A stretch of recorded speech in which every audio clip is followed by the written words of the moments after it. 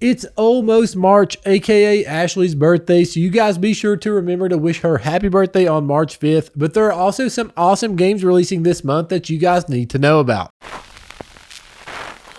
The first game on our list is Dead Cells Return to Castlevania, releasing on March 6th. Return to Castlevania is a DLC for the already existing roguelike game Dead Cells. Dead Cells is a Metroidvania game inspired obviously by Castlevania. Now this DLC brings to life that inspiration by returning to Castlevania. Explore a sprawling, ever-changing island, challenging hordes of enemies in fast-paced, buttery smooth 2D combat. Team up with Richard Belmont and Alucard to battle through the ancient corridors of Dracula's castle. Wield iconic Castlevania weapons against hordes of monsters to reach the throne room of the Dark Lord himself. There will be 51 original Castlevania songs in this game as well. Some of them have been reimagined into Dead Cells style, which I think is super cool that they have decided to put their own spin onto classic songs that people that loved Castlevania know already. Of course, there's going to be powerful enemies along the way as the music does play, trying to stop you from stopping Dracula. It wouldn't be a video game without them, right? There will be 2 intense duels versus Death and Dracula. The game states that if you can survive these gauntlets, prepare yourself for our most ambitious boss showdown yet. I don't know exactly what they have in store, but that makes it sound like it's going to be pretty crazy. And everyone loves character customization, right? You will be able to unlock 20 outfits as you progress through the castle, letting you dress up as Alucard, Richter Belmont, Simon Belmont, Maria Renard, Trevor Belmont, Sifa Bonatis, and even Dracula himself. If you already own Dead Cells, the DLC will come in at around $10 for you, but if you don't already own Dead Cells, you can get the bundle for around $23 until the sale ends on March 13th. After that, it will go up to around $32. Little Witch Nobeta releases on March 7th. This game is about a witch, a cat, a creepy castle, and is described as a Souls-like and also a shooter with anime-style graphics. This game did already release on Steam, but is coming to the Nintendo Switch on March 7th, and the Steam reviews are all very positive. Can you reach the throne room and uncover the secrets of your past? Guided by a small black cat, an amnesic little witch named Nobeta delves deep into a mysterious castle. Inside, dangers lurk around every corner. Encounter frightful enemies, powerful bosses, and magical puzzles in this unique Souls-like 3D action shooter. It is super interesting that they tied in a Souls-like shooter game with this art style. It makes for a very unique type of game that I think a lot of Switch players will enjoy. The shooter aspect does come in the form of magic from your staff, and to me I think that is unique as well. Some of the game features are complete plot cutscenes, moderate puzzle solving elements, various combat styles including melee attacks as well as magic attacks, arcane, ice, fire, and thunder. Each magic spell can either be shot normally or charge up to unleash a devastating magic attack. Ashley and I was actually given a Steam key to play this game for an upcoming video on this channel, and the combat to me in this game was really fun. I'm not gonna lie, the enemies kind of creep me out inside of the castle, and I've never really been one to be into Souls-like games, so if you're someone who isn't into all the creepy enemies and Souls-like games obviously, don't let the art style fool you. This game may not be for you, but for those of you who are big into anime and also Souls-like games, this game does combine those two things very well. Pronty releases on March 7th. Pronty is a new underwater toxic waste corrupted game that comes in at around only $15. Dive through 400 years of technological advancements in the underwater city of Roila, where humanity once found a new home. That is, until this future Atlantis was beset by fierce monsters mutated by toxic marine waste. This game is depicted with what it describes itself as vivid yet eerie line art. You will use Bront the Javelin, your weaponized robotic swordfish, to fend off all of the sea creatures corrupted by toxic waste. Bront will help you repel enemies, remove obstacles, and shield Pronty from harm. This combat system looks really cool, especially since you're underwater. They went with the Javelin style, and it's really the only combat system that I can think of that would make sense for the underwater style. I mean, Aquaman doesn't stand a chance. This game does boast as an underwater Metroidvania style, and I think it does fit that description very well. There are all sorts of creatures to be encountered since, the whole underwater world has been corrupted by toxic waste, and the game does say that the enemies may look easy to defeat, but that there's always a bigger fish. Very interested to see exactly what they mean by that. All the sea creatures in this game are inspired by all that resides beneath the sea. We will have gorgeous aquatic life and landscapes, as well as oceanic myths. There's also a memory board in this game that will allow you to unlock new abilities and upgrades as well. A super cool concept for a game in my opinion, and if you're a big fan of underwater levels in games, be sure to check this one out. Caverns of Mars Recharge releases on March 9th. And before I go go on, I just want to say that this is a remake of a game that released 42 years ago on the Atari 8-bit family of computers. That is insane to me. I was born in 1998, so the thought that there were people playing video games in 1981 and really even before that actually blows my mind. Caverns of Mars Recharged is a remake of the original Caverns of Mars game that, like I said, released in 1981. This game is being developed by Sneaky Box and is being published by Atari. In Caverns of Mars Recharged, you descend into tunnels beneath the surface of Mars in a mad dash to destroy the reactor and furthest depths of the enemy's base. Dodge debris, clear out obstacles, and blast enemies, all while conserving ammunition as you descend at high speed into enemy territory. The way this original game came to be blows my mind, so I have to throw that in here as well. In an era of side-scrollers, a high school senior named Greg Christensen developed a game where players descended vertically. There were a few vertical scrolling games at the time, but they were mainly just skiing and driving games. So Christensen decided to go with a space game, set obviously in the tunnels of Mars. He submitted it to APX, Atari's mail order software catalog, and the day that his project arrived, it was recognized for its quality. And it actually became the very first APX submission to be released as an Atari game, and one of a handful actually to ever have done that. It actually blows my mind that a high school senior did this. I think that is so awesome. This remake did add local co-op as well, and you will split the responsibilities while one player navigates and the other one shoots from a separate drone. There is also a fully destructible environment, but be careful because each shot you take accelerates your limited time to reach the bottom. I love that they are remaking this game and that this is a theme that I've seen because someone recently just remade the text adventure game Colossal Cave into a 3D game. Caverns of Mars Recharged looks to keep the appeal of the original easy and addictive aspects of the original game as well, but obviously adds more caverns, challenges, weapons, and of course modern graphics, as well as leaderboards. That way you can be better than your friends. So whether you did play this game in 1981 or you just think it's awesome that they're remaking such an old game, be sure to check it out. Session Skate Sim releases on March 9th. So I have no particular reason why, but I have always been into skateboarding, and I don't actually skateboard myself. I've just always really liked watching other people do it. Maybe it was all the rocket power I watched back when I was a kid or something, I don't know. But because of that interest, I've always loved playing skateboarding games. From games like Tony Hawk's Underground, as well as Skate 1, Skate 2, and Skate 3. And before Skate 4 was announced, I remember reading so much about Session. Luckily, Skate 4 has been announced since then, but what's so cool now is that Session Skate Sim is coming to the Nintendo Switch. This skateboarding game is way different than that of Tony Hawk's, or even the Skate series really. Sure, you skate, but the controls in this game are far more complex. Each stick you control represents one of your feet. Just like real skateboarding, you'll have to practice really hard to learn different tricks, transfer your weight, and all that comes along with really learning the tricks as if you were a real skateboarder. Instead of it being more arcade-like, this game really pays homage to true skateboarders. There is no scoring system in this game, just you, a cool spot, and all the imagination of tricks you can think up. There are also tons of places for you to skate in Session as well. But the best part, this game takes place during the golden age of street skating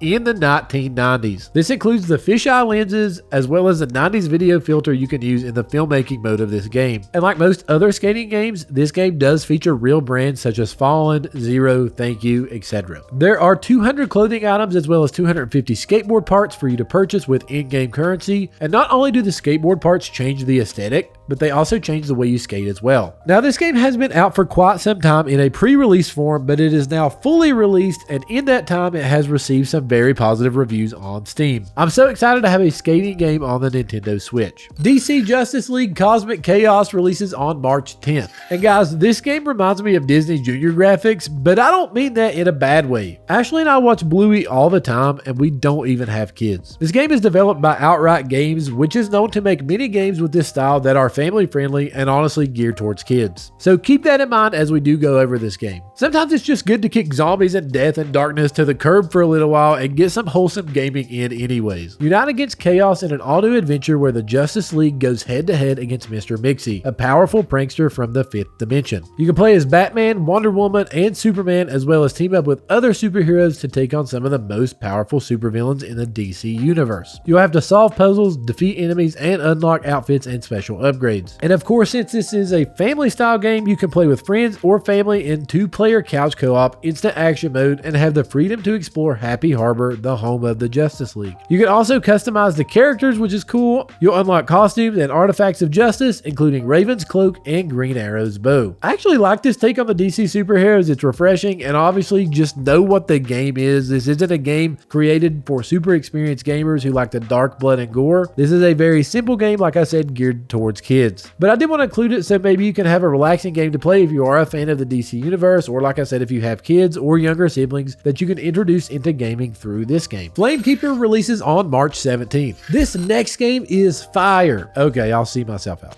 Become Ignis, a special cold task with liberating the world of Orbis, recently overrun by forces of darkness. Luckily, it just so happens that you're trained in the art of Mortal Kombat. Learn how to fight, upgrade your abilities, venture through increasingly hostile worlds, and restore the eternal flame. I love that you're a piece of coal in this game, but not only that, but that you know the art of Mortal Kombat. I also do love that this game only comes in at $12. You have all sorts of attacks that they do show off in the trailer, such as punches, dashes, AoE stomps, as well as powerful finishers. There is a stamina gauge, so be careful how you use them. You'll also be able to upgrade Ignis via skills and passive abilities. To restore the eternal flame, you must find the remains of each environment's energy and transfer it back into each stage's fire camp. Here's the twist though. The energy you collect also acts as your health. You need to deplete it to charge up each fire camp, but you also have to stay healthy enough to explore deeper. I love that aspect of gameplay. I think it's going to make it very interesting and keep you on your toes. I think this is a charming game, especially for the price point, and of course, how could you not love Ignis? He seems pretty cool. MLB The Show 23 releases on March 28th. I don't know if you all do this, but I'll randomly go through phases where I get super into something. A couple of years ago, that was baseball for me. I've always sort of liked baseball, but never really was big into watching it until I started really keeping up with the Braves. And I'll be the first to admit, I do like sports games. I do. I like sports. I'm a sports person. I like sports games. But sports games do kind of have a bad taste among fans. And a really, really bad taste when you talk about sports games on a Nintendo system. MLB The Show was a PlayStation exclusive until MLB The Show 21, so it's pretty awesome that even though it doesn't graphically hold up to the likes of the PS5 or the Xbox Series X or S, it's still on there for those who don't have other consoles other than the Nintendo Switch. The Show 2023 features expanded commentary, in-game presentation updates that bring updated broadcast themes, realistic 3D environments that include new external views of MLB stadiums, and of course more details to uniforms and equipment. Franchise mode will also now include the MLB postseason format, schedule, and more CBA updates. Like I said, I know maybe the Switch arguably isn't the greatest console to play the show on, but if someone doesn't have the funds to be able to have a PS5 or an Xbox, but instead has a Nintendo Switch, and they like baseball, they will be able to play the show, which I love. And one thing the Switch does have that the other consoles don't